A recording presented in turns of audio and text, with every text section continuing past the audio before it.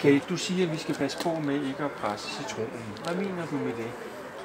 Jamen, jeg mener, at idrætslivet og idrætsforeningerne og herude i Gentofte Kommune har været så meget og er på banen så meget. Men et er, at de skal dyrke motion, og de skal gøre noget for sundheden, men sidegevinsten er også, at det i det hele taget at være en idrætsforening skaber et netværk og et socialt liv. Så jeg tror ikke, at den enkelte idrætsleder kan tage sig meget mere på sin kappe med at lave et meget stort socialt arbejde, fordi de er allerede derinde og lave det socialt arbejde. Du snakker om, at der er sådan et generationsskifte i idrætsorganisationerne. Hvad kommer det til at betyde i fremtiden? Jamen, jeg tror, det kommer til at betyde, at det bliver mere projektorienteret meget af det, der er ude i idrætsforeningerne.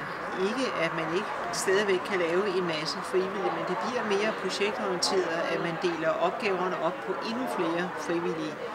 Og så er der noget for eksempel den administrative og økonomiske styring. Der tror jeg altså, der er en tendens til, at der begynder idrætten at sige, jamen så må vi betale os fra noget af det.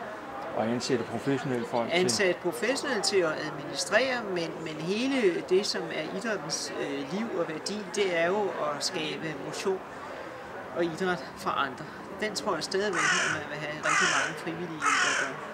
Så medborgerskabet?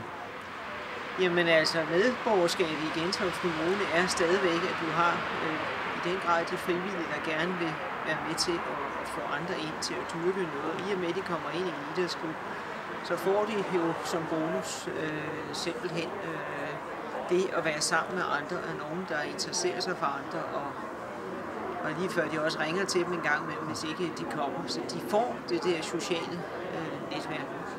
Tusind tak.